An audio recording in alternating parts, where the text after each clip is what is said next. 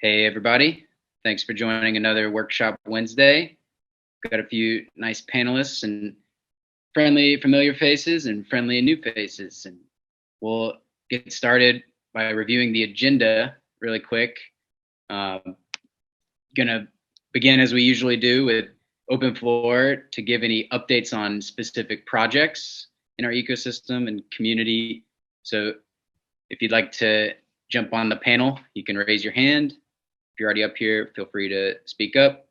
And then we'll dive into how we're going to evolve these Workshop Wednesdays into a more community-driven experience. We'll talk about organizing language-based community development and structures and processes for coordinators. And then we'll end with our typical interactive workshop using Miro. So I'll share that link in the chat and you can look around. I've added some new sections about language-based communities and practices that we can identify. So the goal for today's workshop is to identify useful and helpful practices, valuable practices that we can use for language-based community development. And these practices can inform development of proposals or project plans. So I'll give a quick presentation in a second, but I'll just stop there and make sure we understand that anybody has brief project updates to get started.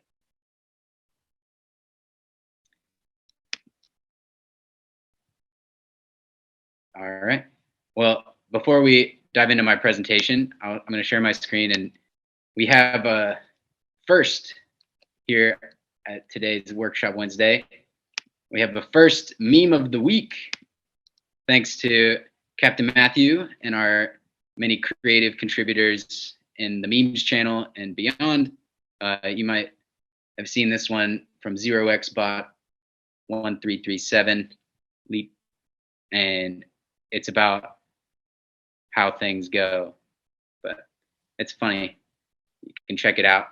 I'll leave it here for a second, and then we will jump right into the presentation. So just get on the same page. We're talking about Workshop Wednesdays in our Workshop Wednesday. And here is the detailed agenda. We're going to clarify responsibilities of our great moderators. Just want to give them a shout out and talk about the great work they're doing. We get a lot of interest from contributors who are interested in that role. And our general advice is to get more involved in our community, share ideas and questions, and let us know any information about relevant experience. So we'll discuss one way you can get involved and sort of make a name for yourself in our community for additional opportunities. And we're going to talk about community-driven workshops and support systems for different languages. And we'll end by going through a potential activation called Forum Fridays.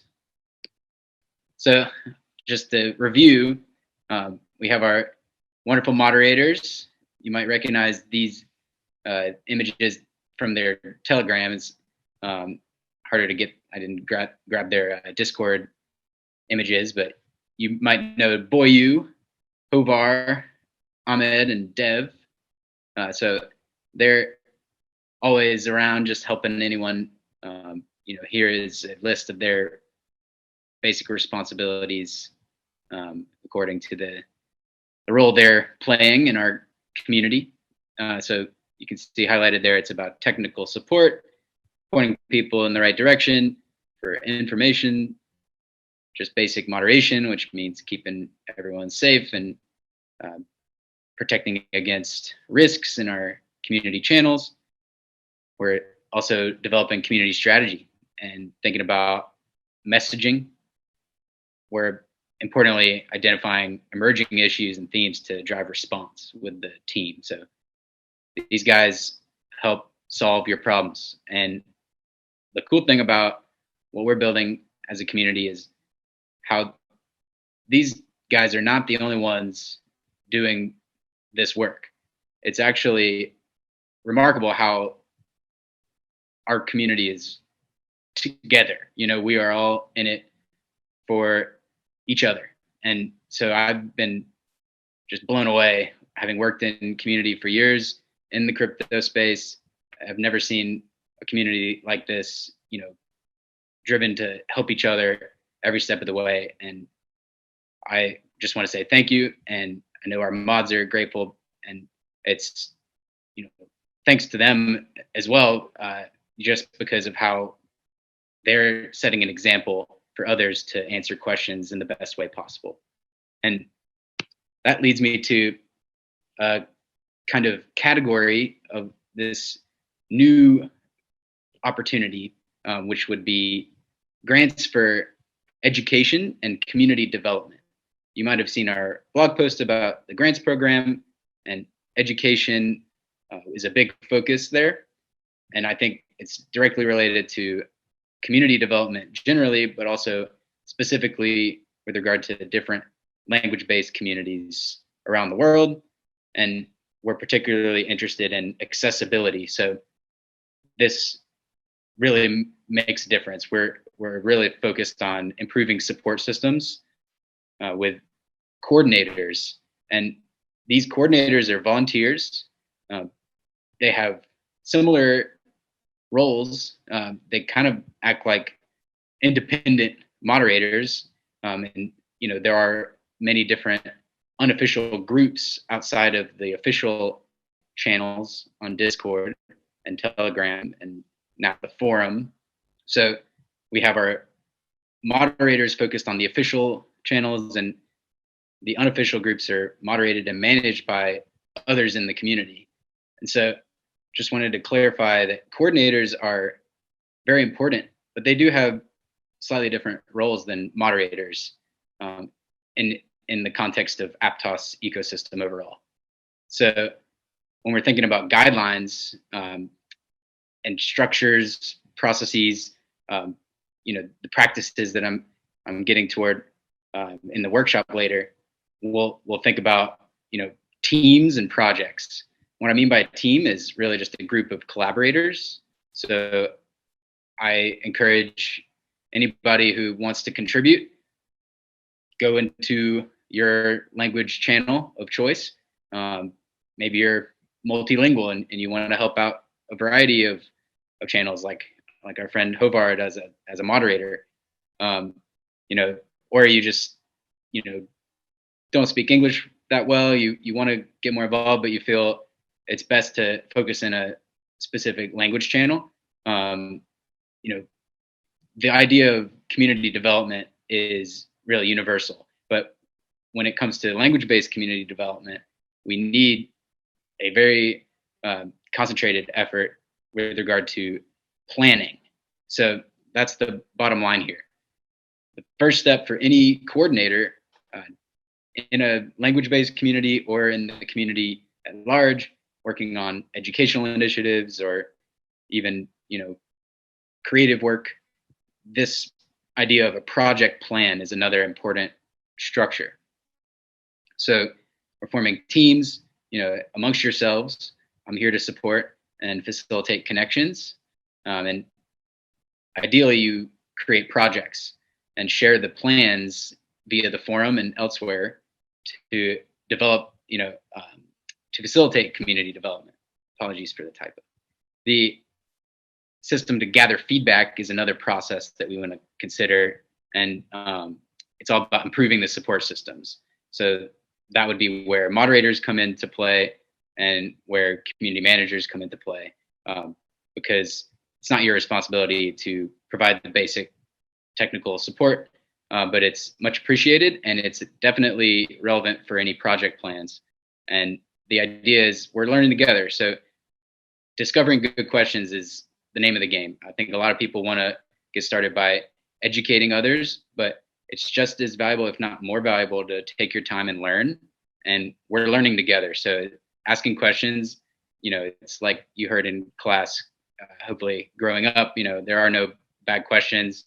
Of course, we have questions that have been answered, and new questions are good questions. So any questions that we haven't answered and aren't readily, the answers aren't readily accessible yet, those are the most impactful questions to ask.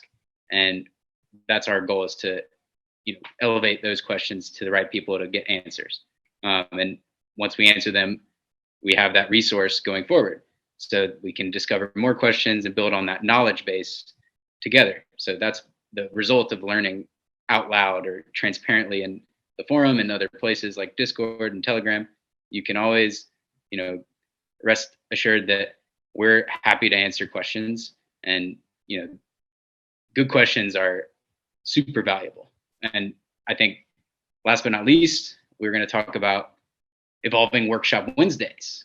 And up until this point, we've been doing a regular, weekly call, and this happens in English, and it happens at a specific time every week, which isn't the best for people on the other side of the world. So what I'm hoping to do is invite and facilitate any other workshops, potentially language workshops. So you could have a workshop in other languages led by coordinators who are taking these responsibilities of, forming teams and projects to develop their communities. So all that being said, just wanted to invite anyone to volunteer and become a coordinator. And if you're a coordinator, then you might consider what you would do to create another workshop on your time and for your intentions. So you could explore ways to develop a local community with events like your own workshop. Maybe it's, for a specific language or it's for a specific interest. That would be fine, but I think it's really clear when you think about language-based communities and the need for another set of workshops that cater to them. So Workshop Wednesday becomes not only just the main or the English workshop, but it's a variety of workshops led by the community leaders, led by the coordinators. And if you have ideas, that can turn into a project plan. So you could say, oh, I have a plan to create an educational platform, and you want to design a workshop to facilitate, the actual development of that educational platform. So that's part of your plan, as an example. So it's pretty straightforward, but I'll stop there. Just check if we have any questions. I can't see the chat right now, so if you can speak up. But if no questions, I'll keep going. There's only one more slide in this presentation. So another idea would be to give more structure to these projects with weekly updates on Fridays. And maybe Fridays doesn't, it's not the best timing, but I think it's good to prepare for the next week. And, if you wanted to share before Friday, then it's okay. So it's kind of just like the end of the week deadline. You can be on your own schedule, but, feel free to create a forum post whenever you want. But this Forum Fridays activation would be intended to create a normal process where coordinators are sharing updates. So if you're building out a community in a specific language channel, you could share updates on how it's going. You can request help. You can find others who are interested and may not know about efforts happening outside of the language channels. You could even answer questions from others who are learning from you and your experience developing a local and language-based community. And it's always good to discuss your goals and your next steps transparently so we can avoid unnecessary duplication of efforts for accountability and alignment. So I'll just quickly give a demo of our nice forum. So what you can do is go into this projects category and create a post. So you'll see this template pops up, and you can feel free to delete it if you don't like it. But it's just a guidance for anyone who wants to create a project for language-based community development, but it's also applicable to any projects. And we're building out a community platform. It's open source, really cool. And you might have already used it if you registered for incentivized testnet. We're adding features, namely the projects project. So this category of the forum is kind of like a stepping stone toward a populated ecosystem page, and community projects are a crucial piece of that puzzle. So I'd encourage anyone who is building out educational projects or language-based communities, whether it's an unofficial group or it's activities in our official channels on Discord for all kinds of all languages. You can go in here and you can share project plans and request support.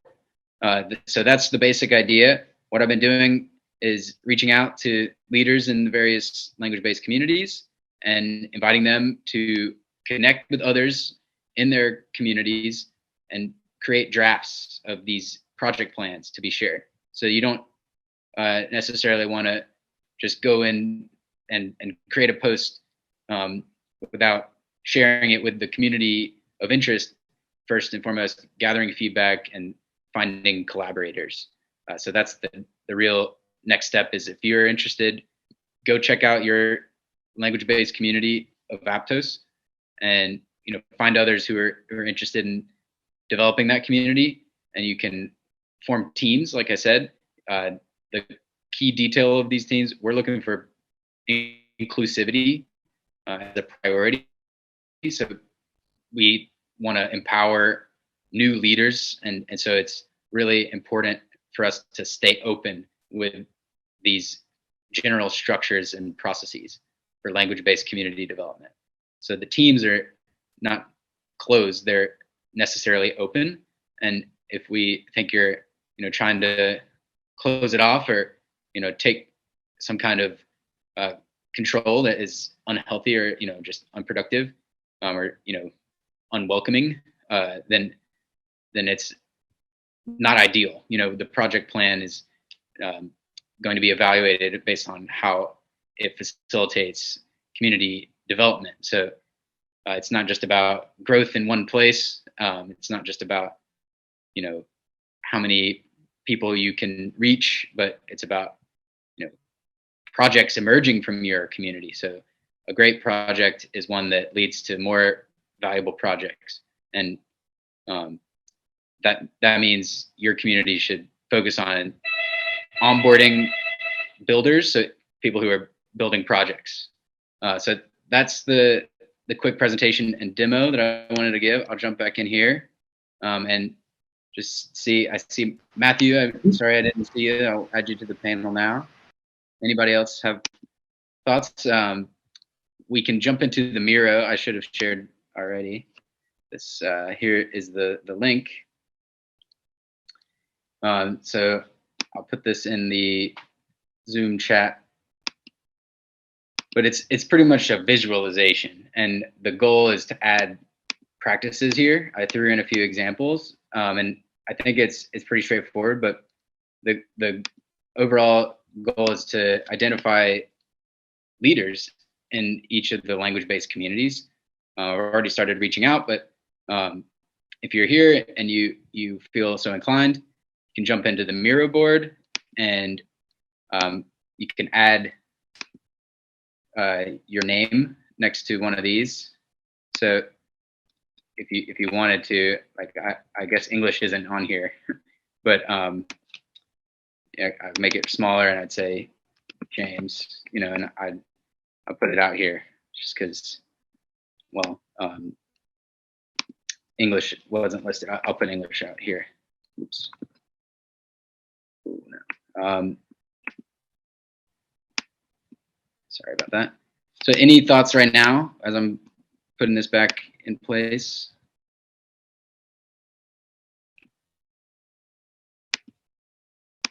No thoughts? All good? Jump in here and you can start creating practices over here, and then if you want, you can start discussions with comments, and so this would just be like once we are sufficiently done with this workshop, hopefully today, we'll have a solid list of these practices, and then anyone who wants to develop a project plan can refer to this guide that we're developing. So it's flexible here in the Miro board, but this will go into the project's guide. I have it. So where it was right here, and then if you go to the about section here, I'll put this in the chat as well. Here's like a very general guide, but we want to make a more specific guide for language-based community development projects. And so check this out, and you can use that for reference as we're participating here. So yeah, that's the idea for the workshop. I'm happy to clarify anything related to the presentation, but just hoping that you all have the chance to share your thoughts on the call. If you want to give any feedback, or if you know somebody who is a good fit as a contributor who would draft one of these project plans, if any of you would like to host a workshop, whether it's on Wednesday or not, but ideally we have a whole list of workshops in various languages every week, ideally coordinated such that we're not just all over the place. We're actually building on each workshop and learning from the results. But I just want to give another shout out to our friend Kant, who spearheaded the summaries and translations of Move Mondays and Workshop Wednesdays. Been doing that for several months, and it's much appreciated. And I think it's turned into a really valuable resource on the forum now, with translations from leaders who are already taking initiatives to develop their language-based communities. So we have several of them here, and I'm excited to continue building the teams and the plans themselves.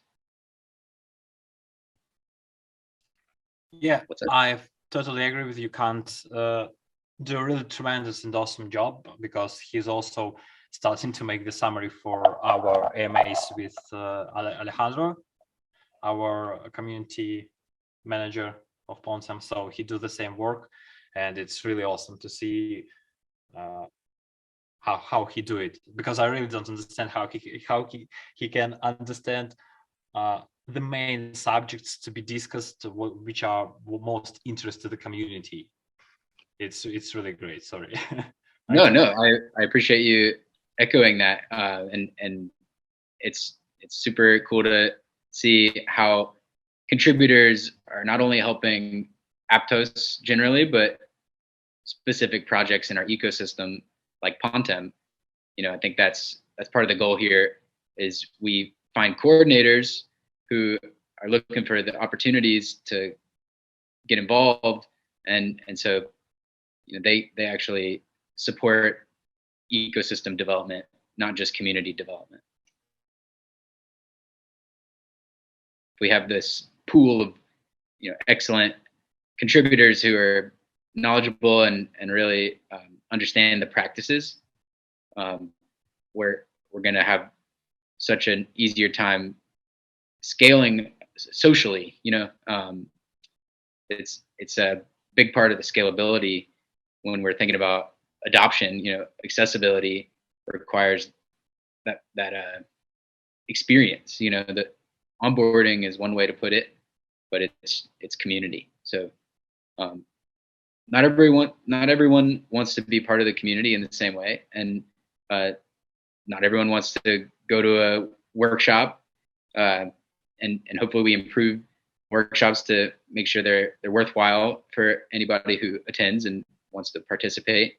And we have forum threads about Move Mondays and Workshop Wednesdays. If you have feedback, I encourage you to share ideas there. We can iterate on the topics each week. And if you want to do your own workshop, that's what I'm here to introduce, community-driven workshops, just kind of like focused on Wednesdays and then weekly updates on Fridays via the forum. Anybody else have thoughts you want to share? We can spend the last bit of time, in the workshop, and if anybody has questions unrelated to the workshop, feel free to bring them up. But we'll periodically check in. I see people adding their names, which is great. I have my list, but I wanted to keep it, a little bit private until we have this workshop. Invite anybody to volunteer. We've gotten a lot of interest lately. Right now. Yeah. Sorry, James. We have 2 questions in the section questions and answers. I see. Please check. Thank you. Cool. What basic types of projects do we have? Is there tech projects, or we can create fun and creative projects? Okay, this is a great question. We have talked about 5 categories of projects, and those include infrastructure. So that might be improving support for node operators. We have creativity. So that definitely includes fun projects, contests and otherwise. The distinction there is you'd be independently, responsible in managing those projects. So we can't do every contest officially.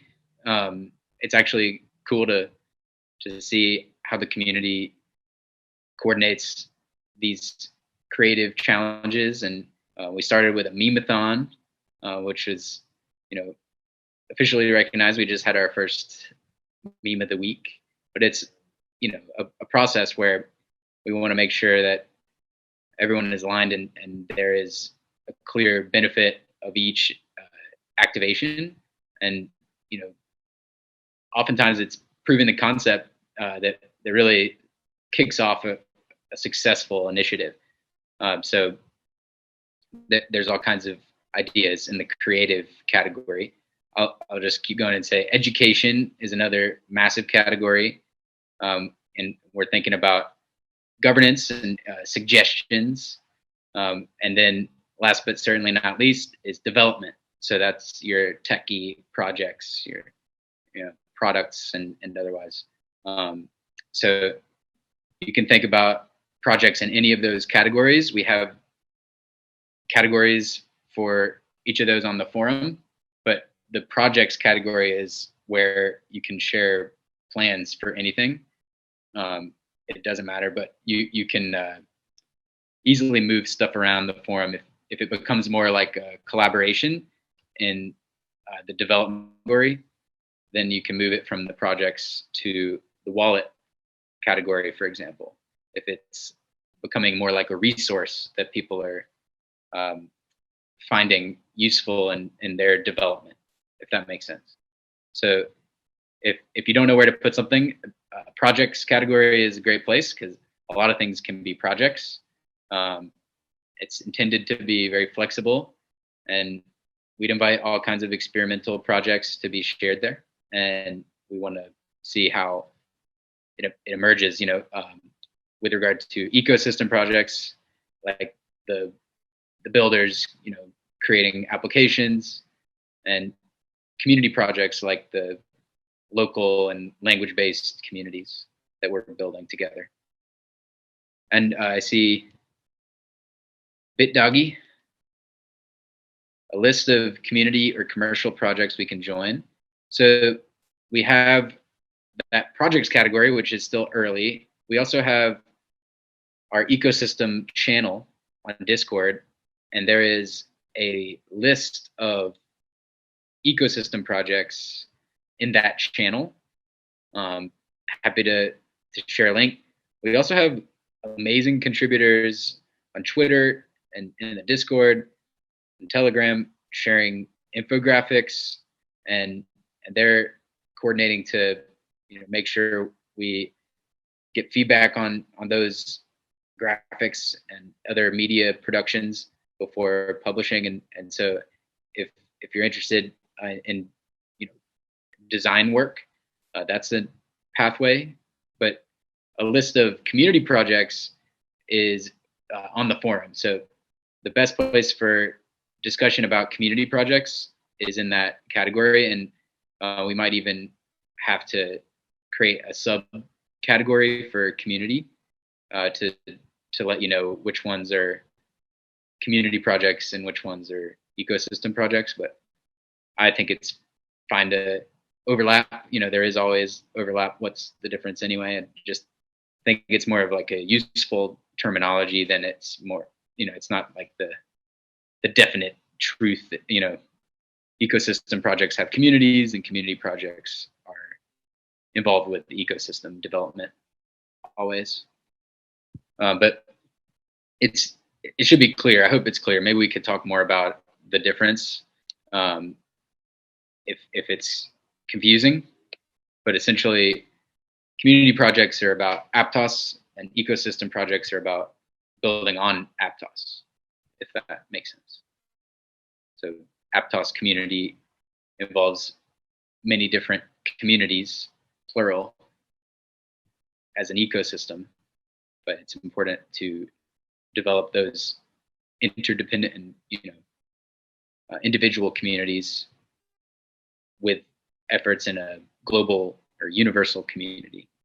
And part of that is illustrated with the language-based communities, because we have our English-speaking community, and that's global, but so are the other language-based communities, right? So it's not so simple, although we think about English as the default language. We want to be holistic.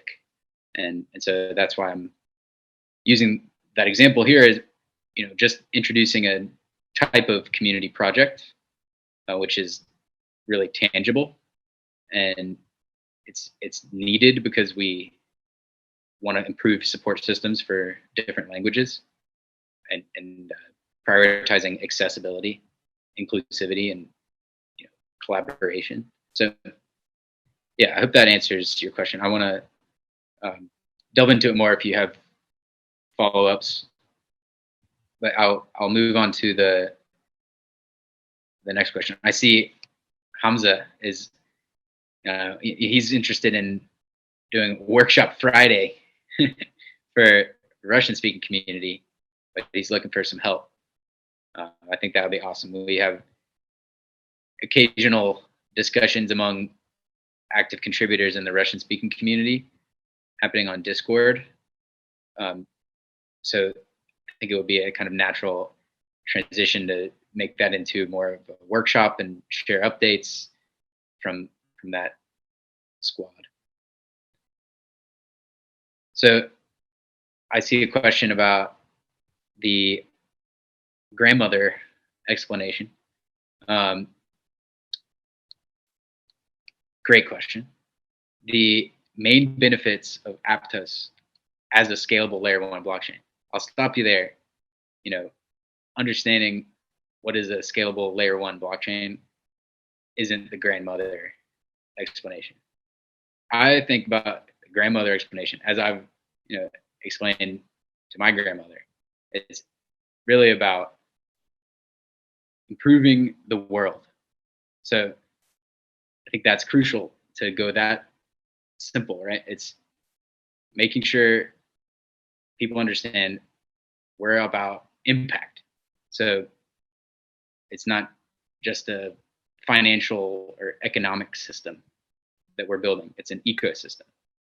And the benefits of APTOS really just make it possible to help everyone get access to the benefits. So the benefits of APTOS really have to do with making sense to everyone And so that's why this question is really difficult, because you kind of have to just understand the benefits in order to understand the benefits, right? You have to just know that we're helping anyone get access to these benefits. And then what are the benefits? I think it's about ownership, it's about taking control of your data, your identity, your money, and your power of governance. And so I think we're about accessibility first and foremost, because we need people to understand they can do it. So it's a benefit, and that's the answer is, we're going to make the world a better place. I don't know if that's too much, too grandmother, too simple, but that's my answer now. I think we can keep learning. The grandmother question, though, is something I think people don't take seriously enough.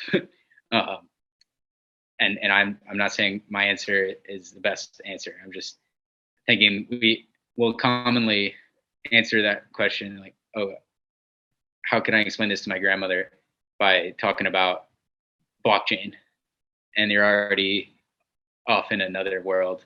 So without using like pretty much any of the words in your question, that would be the only way to answer the grandmother question, in my opinion. But it's a really good question. I think that it's really, what I'm trying to say is there are benefits of decentralization, and then APTOS makes it more accessible. And so we're creating universal and fair access to the benefits. And the easiest way to understand the benefits might be decentralized assets, or DeFi. But I think it goes much deeper than that, and it's less likely to get through to a grandmother. But the idea of making the world a better place, and I think solving problems with this more accountable system is a good way to put it. Accountability is nice, but not every grandmother likes accountability, I guess. Who knows? This is a great question. We should have a whole workshop about, the basics and how we should answer these questions. Do you have any thoughts? I don't know if you're on the panel. Sorry that I interrupt you. We have a little bit more information in the Miro platform. Also, today we have a lot of talks about APTOS quiz, APTOS quiz move. What do you think about this? So I couldn't really understand. You said APTOS what? Yes, we would like to realize some kind of quiz about APTOS, about move. And today in the Russian language channel, we have a lot of discussion on this topic. And everybody wants to know, what do you think about this? What is the word you're saying? Quiz? Quiz, yes. I can't hear you. Can't understand. This is some type of questions with different answers, and people can choose some answer. Quiz. And okay. Thank you. Quiz, exactly. Sorry about that. This is a great reason for the other language-based workshops. Quizzes, yeah, this is a great discussion topic. I'm just going to quickly answer BitDoggy's question.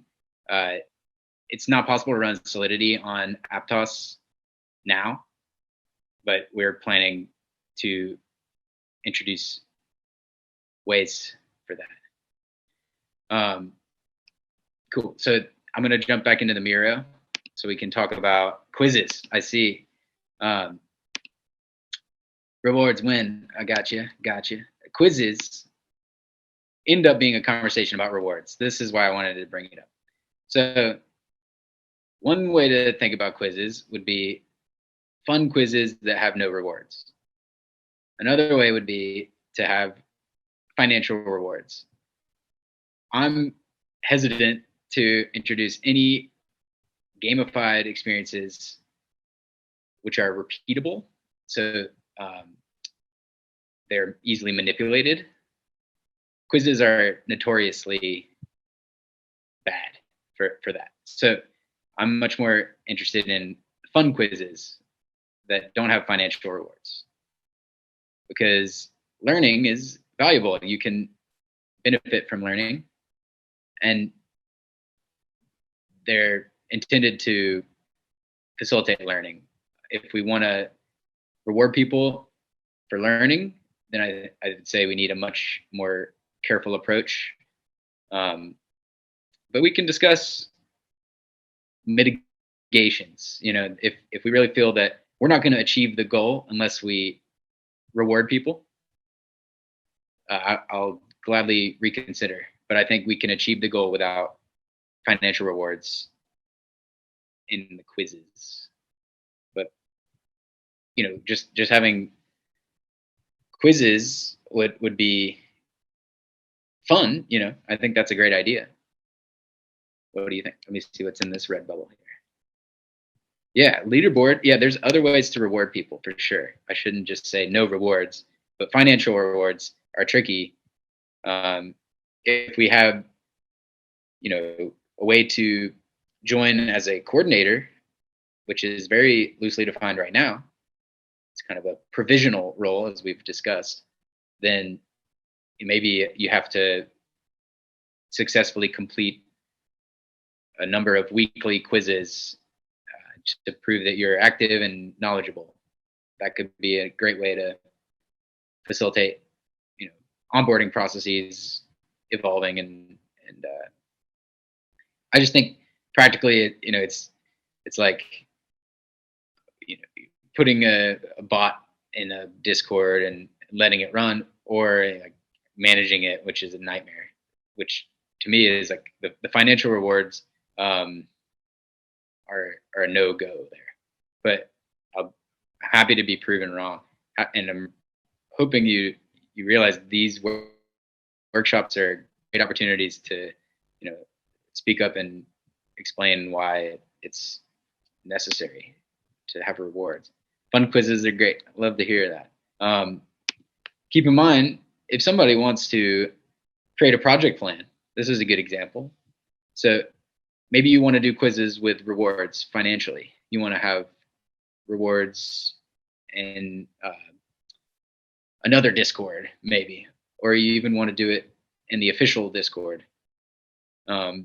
You could create a project plan, outline why it's necessary, why you feel it's valuable for the community, and share it with everyone. And you know, if you get enough support, then I feel like that would tip the scales in your favor.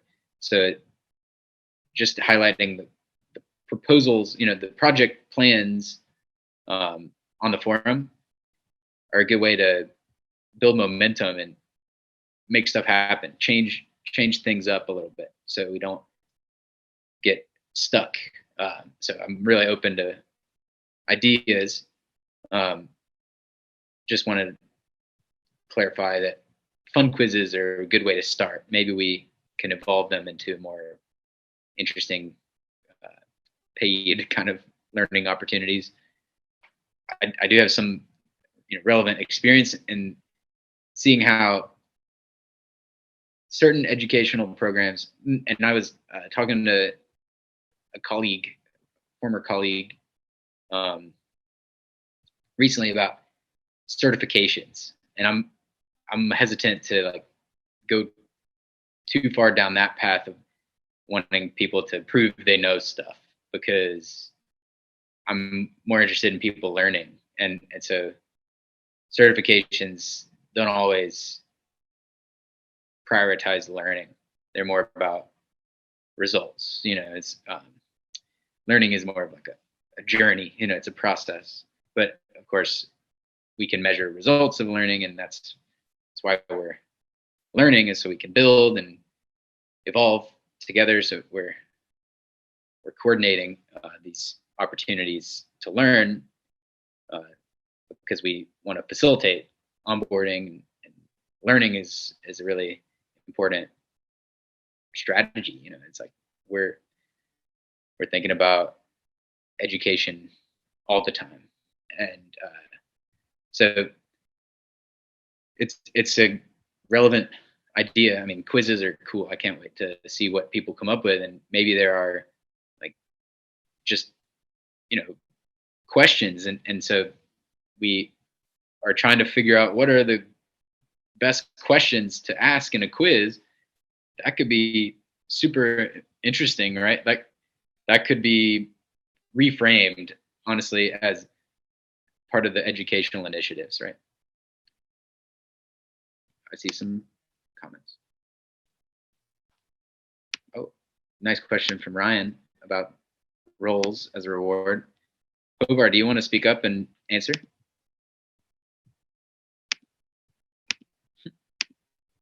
No, I don't.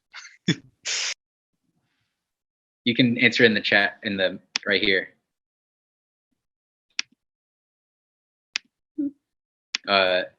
Thanks, Aptos France. I like your red bubbles. These are good, but they're not very impactful. They're just very nice, which is impactful. I shouldn't say that. All right, well, we got 8 minutes left. I'll check back and see if we have any other questions. APTOS Africa, great question.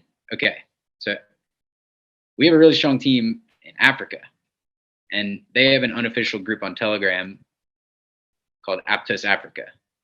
And I'm really excited about that group because it's very open. They've grown a lot. They have really strong contributors who are involved, and I can't wait to see how their project plan develops. So it's not on the Miro board, but we should just add it anyway. There is Swahili. Somebody requested that language, but based on feedback from the leaders of that group, a lot of people speak English. So it's similar for a lot of these language-based communities. I'll go into what we consider for prioritization. First, I mean, in no particular order, or maybe it's just a subjective thing. I feel like it's a combination of demand and then opportunity, plus this factor of the need. So it's like, on one hand, you have the demand already in our community. So, for example, we have a lot of Russian-speaking and Chinese-speaking participants, as an example, and we have a lot of Vietnamese-speaking participants, and other communities are really productive, despite not having quite as many active members. So it's not just about the number of members or the number of activities, but really the quality or the results from those activities.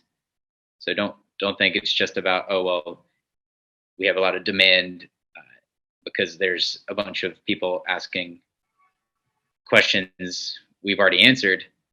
It's more about demand for support, and that leads to the opportunity. So if there are a lot of people in the world who speak a language, kind of represents a bigger opportunity, generally speaking. So if there's only a few million people who speak a language, it's way less common than other languages. So it's important, but it's just less of a priority in terms of the actual support systems. But of course, we want to support every language, especially if there is demand, right? So if we don't already support a language, if it's not listed here, a good way to demonstrate the demand is to create your own group and sort of petition in the request a language channel, and we kind of test it out. We see if there's real demand when people request new channels, and if there isn't, we can make it less cluttered. But we have a proposal now from Galen of Fuchsia, the wallet, and he's a really active contributor and coordinator, and we've been discussing this idea for a while now to have language roles in the Discord. So we're considering that possibility.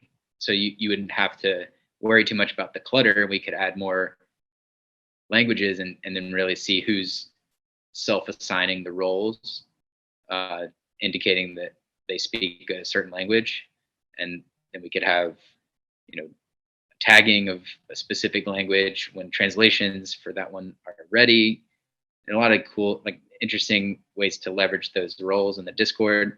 And we could have groups on the forum. There's a lot of ways that we can move forward, but it's relevant just because I want to mention that we're prioritizing communities based on these three factors.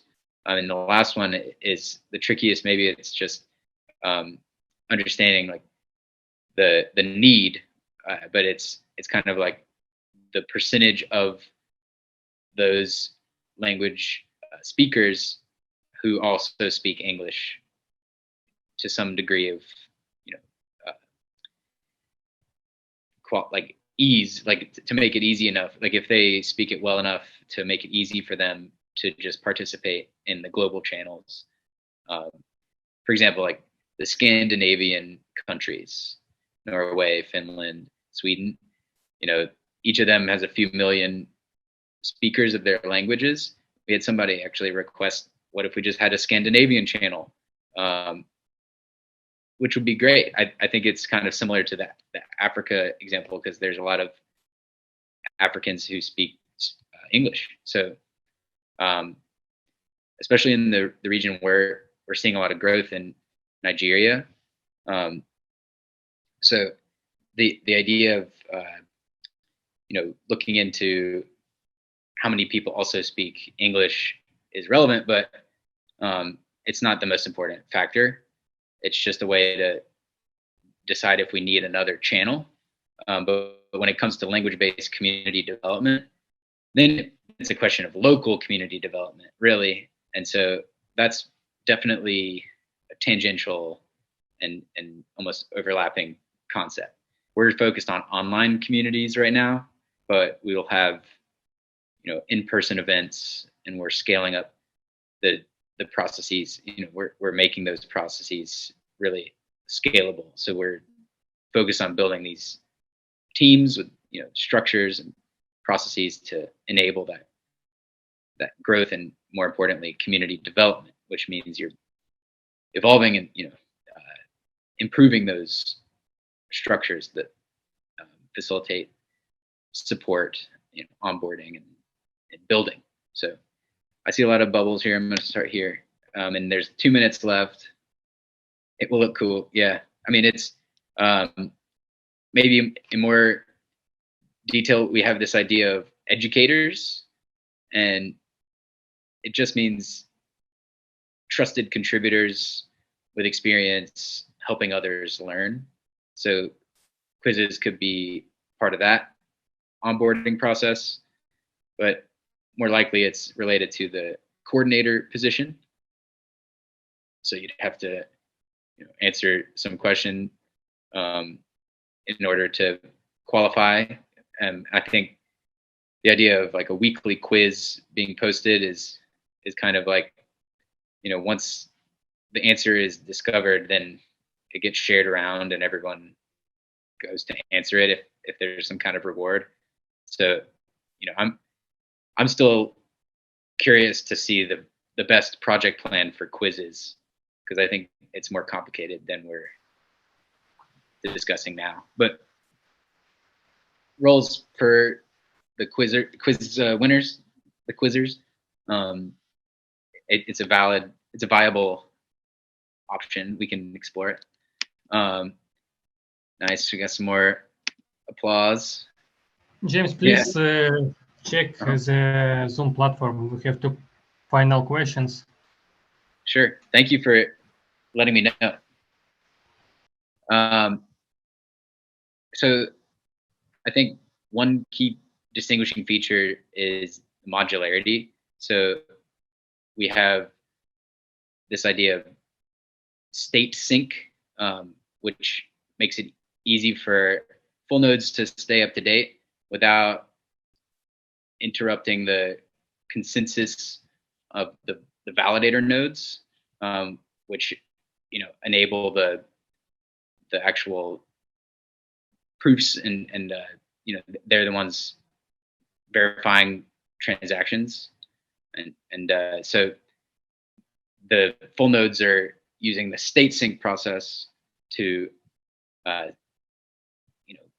actually stay connected and facilitate development and decentralization, while the validators are maintaining the consensus. So look into like how the validator nodes actually run full nodes, which connect to other full nodes, and there's 2 ways to get caught up, so to speak, and one of them is state sync, and every node can do this. So if a validator node kind of falls out, then it can catch up using state sync, but only validator nodes run consensus, and so that's modular. So we're thinking about execution layer, the consensus layer, and the storage layer as different parts of the overall system, which is great for scalability. You might have seen our post about the execution layer, which achieves 160,000 non-trivial transactions per second. And we have the blog post about state sync and its evolution toward 100,000 transactions per second on the full 3 layers of the blockchain. So scalability is really important, but safety is the other key distinguishing feature. We're prioritizing not only just the number of transactions per second, but low latency. So we have fast time to finality, usually sub-second time to finality, and reliability is crucial. So performance isn't just about processing power, but about being there and not ever going down. So I think that's a result of the many years of work done. So I'll just emphasize the safety and scalability. Of course, I think our community is a distinguishing feature. So we have great systems for upgradability and governance being developed, and we have great community structures and processes being developed as well by the community. So we've been doing these workshops for several months, just exploring the different possibilities and making stuff happen together as a community. So I'd highlight community is a big part of our success. And yeah, I mean, I think Move is kind of the obvious answer. So Move is the safe and secure programming language used to build on APTOS. And it has a few distinguishing features just in our adapter. So we have the APTOS Move adapter, which enables fine-grained storage. We have tables, which are super useful for developers. And I was kind of just going into the underpinnings of the block STM parallelism. So we have parallelization through the software transactional memory. You should read about it, our research, and engineering team is just world class, cutting edge, and that's the real deal. Block STM, and that's what enables the 160,000 transactions per second in the execution layer. And then state sync is what makes it work as a modular blockchain, so full nodes can actually connect. So I kind of went into that a little bit, much perhaps just wanting to illustrate a few different things. I'll summarize now. The modularity, safety and scalability, community, and then we have upgradability, and so I just also want to mention move. So it's all about safety as well. You can prevent a lot of the mistakes made with other programming languages for different virtual machines, and it's easy. It's actually fun to build move. It's kind of like Rust with the safety and security aspect, but it's made for crypto, which means you don't have to dig into the depths of Rust. It's kind of like Solidity, where it was made for use cases. It's a resource-oriented language as well, so that means you can protect against ownership errors. Essentially, like people rugging you, it doesn't really work the same way. But yeah, I mean, I just rambled a bit. Definitely read our blog and the documentation. There's a ton of stuff in there, and keep asking. This is a great question. I would encourage you to follow up and ask about anything in the blog posts you find. There's one I'll highlight by Avery Ching, our CTO. He summarizes a bunch of the background. It's a relatively older blog post now, and we have our white paper going to be published soon, and a lot of the distinguishing features, all of them will be detailed in the white paper. So keep an eye out for that. Hopefully that covers just a few of the highlights. And I guess you're asking, I'm seeing Alex Budd's question about infographics.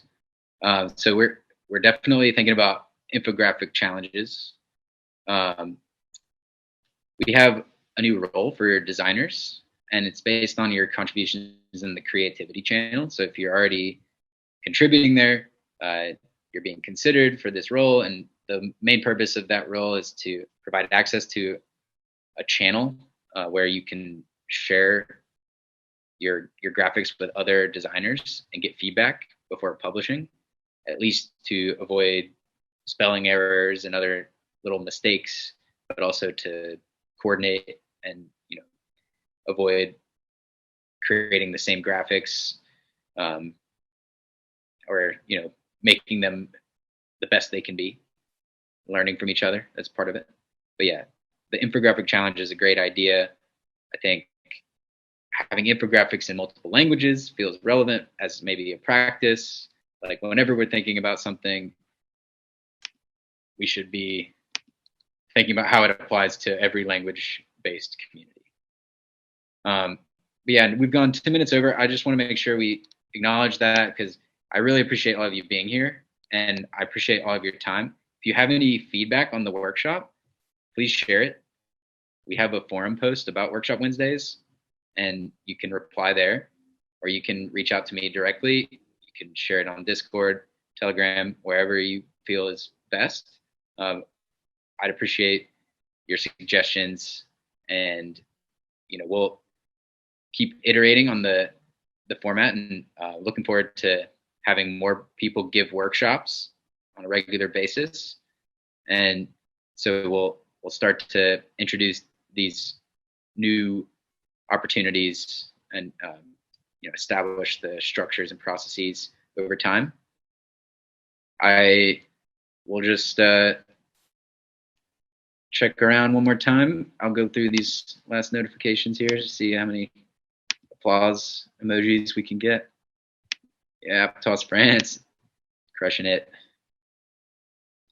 Kelpie. Cookies. Nice. Cool. Thank you very much. I hope you all have a great rest of your morning, afternoon, evening, or night. And until next time, peace. Thank you, James.